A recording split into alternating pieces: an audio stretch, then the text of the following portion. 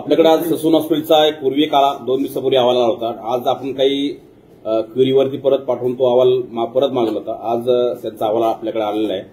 त्या अहवालानुसार त्याच्यामध्ये डॉक्टर घैसास जे आहेत दिनानाथ मंगेश हॉस्पिटलचे, त्यांनी त्यांच्या कर्तव्यामध्ये हलगर्जीपणा केला आहे, निष्काळजीपणा केलेला आहे, असा ओपिनियन आल्यानंतर आपण आज तो गुन्हा दाखल केलेला आहे. त्या अहवालामध्ये नेमकं काय म्हणलंय, काय चुका झाल्यात त्यांच्यावर? याच्यामध्ये तेच विषय आहे की 4.5 तास पेशंट्स हॉस्पिटलला होते, त्यांच्या ओपीडीमध्ये होते, त्यांच्या असेसमेंट रूममध्ये होते, तरी त्यांनी ट्रीटमेंट सुरू न करता त्या ठिकाणी वेळ काढला.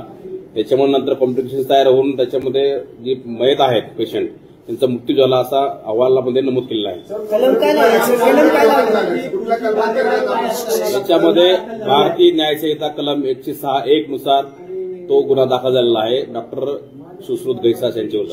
काय कलम काय सांगतो सर, नेमका हा गुन्हा काय एकदा एक्सप्लेन कराल? याच्यामध्ये मेडिकल प्रॅक्टिशनरने त्यांच्या कर्तव्यामध्ये काही ड्युरिंग प्रोसिजर काही निष्काळजीपणा झाला असेल तर त्याच्यामध्ये त्यांच्यावरती कारवाई करण्याची प्रोव्हिजन त्या कायद्यानुसार कलमानुसार आहे.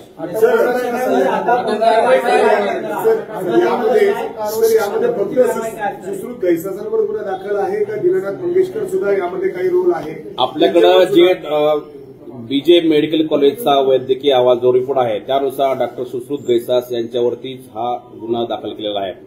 सर त्यांच्यावर काय म्हणजे आपण बघितलं तर हॉस्पिटलच्या त्या काउंटरवर ते पैसे घेऊन उभे होते. अर्थात हॉस्पिटल प्रशासनाने देखील तिथे पैसे घेतले नाही.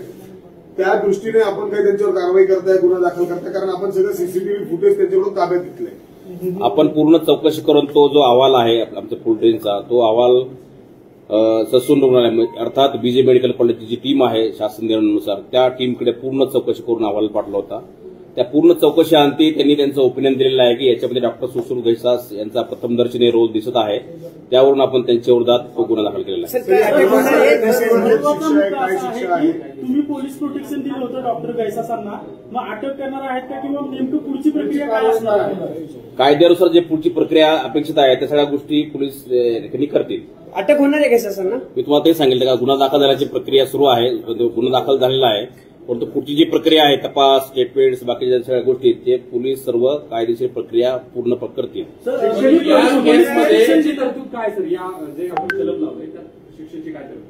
ते आपल्या सर्वांना तुम्ही जर गुगल जर केलं त्याच्यात सगळ्या तरतुदी मेन्शन केलेल्या आहेत. त्याच्यामध्ये ते अँटिसिपेटरी बेलला जाऊ शकतात, निश्चितच त्यांना तो अधिकार आहे कायद्याने दिलेला. तर ते होऊ नयेसाठी आपण प्रिकॉशनरी काय घेणार होतो?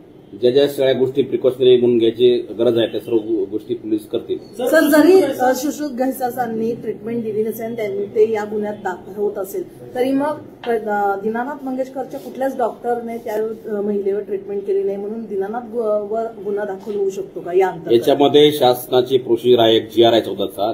त्या GR नुसार जे आपल्याकडे रिपोर्ट्स आहेत सर्व हॉस्पिटलचे ते सर्व हॉस्पिटलचे रिपोर्ट्स आपण ससून हॉस्पिटलला पाठवले, म्हणजे बीजे मेडिकल कॉलेजला पाठवले. त्या अहवालानुसार त्यांनी सर्व त्यांची कमिटी बसते, कमिटीच्या ओपिनियननुसार याच्यामध्ये फक्त सध्या डॉक्टर सुश्रुत घैसास यांच्याविरुद्धचा रोल निष्पन्न झालेला आहे. त्यांचा हलगर्जीपणा किंवा निष्काळजीपणा या ठिकाणी चौकशीच्या अहवालामध्ये ओपिनियन जे आहे मेडिकल ओपिनियन त्याच्यामध्ये निष्पन्न झालेला आहे. त्या रोलनुसार आपण तो आज गुन्हा दाखल केलेला आहे. सर महत्वाचा प्रश्न असा आहे की तुम्ही गुन्हा दाखल केल्यानंतर संशयित आरोपीशी तुमचा संपर्क झालाय का किंवा काही बोलणं झालंय का? अटक करणार आहात का किंवा जो गुन्हा दाखल झालाय त्यामध्ये अटकेचं काय आहे का? आता तुम्हाला ते सांगतो की आता गुन्हा आज FIR रजिस्टर झाले. ज्या कायदेशीर प्रक्रिया पोलिसांनी पार पाडायला पाहिजे आहेत कायद्यानुसार त्या सर्व प्रक्रिया पोलीस पार पाडतील. सर कायद्यानुसार जे कलम लावण्यात आले त्यानुसार मेडिकल लायसन्स जे आहे त्यांचं ऍज अ प्रॅक्टिशनर ते पण सस्पेंड होऊ शकतं का? आता हे मी कॉमेंट करणं योग्य नाही या ठिकाणी. जे अथॉरिटी आहेत मेडिकल काउन्सिल असेल किंवा IMA असेल त्या सगळ्या गोष्टी किंवा ते प्रोसिजर त्यांच्याकडे कदाचित चालू असेल. तुम्हाला ते सांगितलं की सध्या आता FIR रजिस्टर्ड आहे. ज्या पुढच्या ज्या प्रक्रिया आहेत तपास स्टेटमेंट्स बाकीच्या सगळ्या गोष्टी आहेत त्या सर्व पोलीस प्रक्रियेचा जो भाग आहे तो आता तुम्हाला प्रायमरी स्टेजला सध्या मी काही सांगत नाही, परंतु सध्या या स्टेजला आज रोजी त्यांच्या विरोधात गुन्हा दाखल झालेला आहे. ज्या ठिकाणी ट्रीटमेंट सुरू होती IVF सेंटर आणि इतर यांचा काय रोल आहे याच्यामध्ये काय निष्पन्न झालंय का? तर आता याच्यामध्ये जे आहे प्रथम स्टेजला आपण तो आता डॉक्टर घैसास यांचा रोल त्या ठिकाणी कमिटीने निष्पन्न केलेला आहे. त्याच रोलनुसार त्याच कमिटीच्या ओपिनियननुसार हा गुन्हा दाखल झालेला आहे. आता पुढच्या तपासाचा पुढचा भाग आहे. ससूनला जो आपण अभिप्राय मागवला होता त्यात त्यांनी शेवटचे जे निष्कर्ष सांगितले ते काय सांगितले, त्याच्या आधारे आपण हा गुन्हा दाखल केला. त्याच्या आधारे आता हाच निष्कर्ष की डॉक्टर सुश्रुत गैसास यांनी त्यांच्याकडे जे पेशंट होते जो त्यांचा मृत्यू झाला त्यांच्या ट्रीटमेंट करण्यामध्ये हायगैरपणा केला किंवा निष्काळजीपणा केला असं ओपिनियन त्यांनी त्या अहवालात दिलेलं आहे. त्याच्यावरून हा पुढचा कायदेशीर प्रक्रिया सुरू झाली आहे. या अगोदरचे जे अहवाल होते त्यात त्यांच्यावर ठपका ठेवला नव्हता, क्लीन चिट दिली गेली होती मंगेशकर रुग्णालयाला आणि गैसासांना.